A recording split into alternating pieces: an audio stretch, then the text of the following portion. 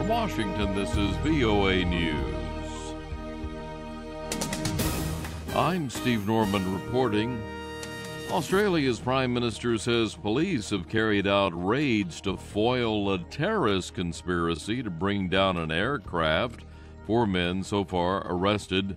We get more now from Phil Mercer in Sydney. Senior police commanders say the raids were allegedly linked to an Islamic-inspired plot, although no specific details of time, date or location have been revealed. It's been reported the raids weren't planned, but were a rapid response to a tip-off received by the police.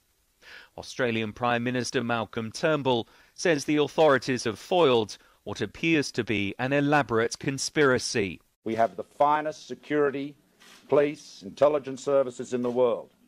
The major counterterrorism operation which has occurred is an example of the way in which terrorist plots are uncovered and disrupted. Additional security measures have been put in place at Sydney Airport and have now been extended to other parts of the country. Phil Mercer for VOA News, Sydney. U.S. military has strongly countered Iran's claim a U.S. Navy aircraft carrier fired warning shots over one of its ships in an unprofessional manner while conducting a routine patrol in international airspace of the Arabian Gulf. A U.S. Navy helicopter did observe several Islamic Revolutionary Guard Corps naval vessels approaching U.S. naval forces at a high rate of speed and then buzzed the Iranian vessels, which halted their approach. North Korean leader Kim Jong-un claims his country possesses missiles that could strike the entire U.S. mainland. This follows a test launch Friday by Pyongyang. China has condemned the test. Japan, South Korea, U.S.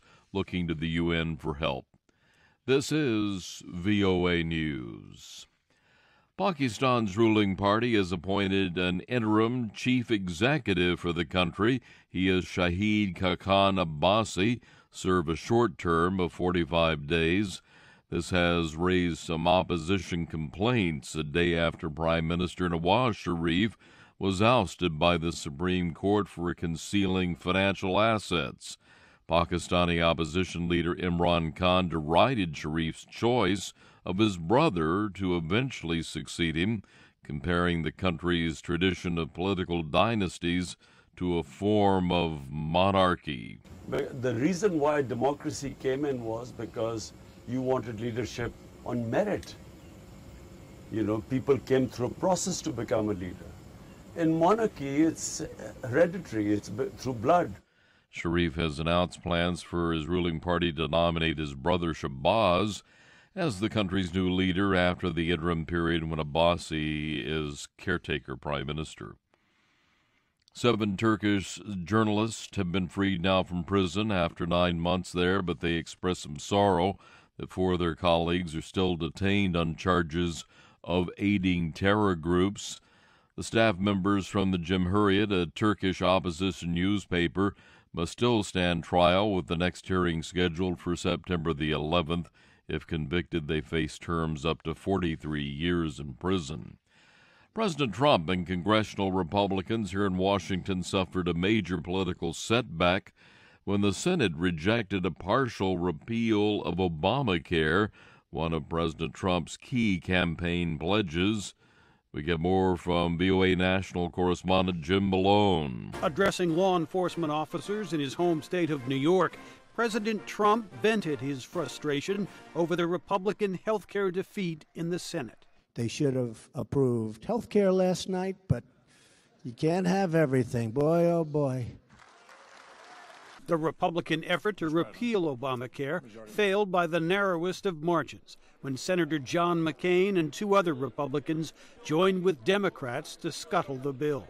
The defeat came after days of Senate votes orchestrated by the Republican Majority Leader, Senator Mitch McConnell. Our constituents have suffered through an awful lot under Obamacare.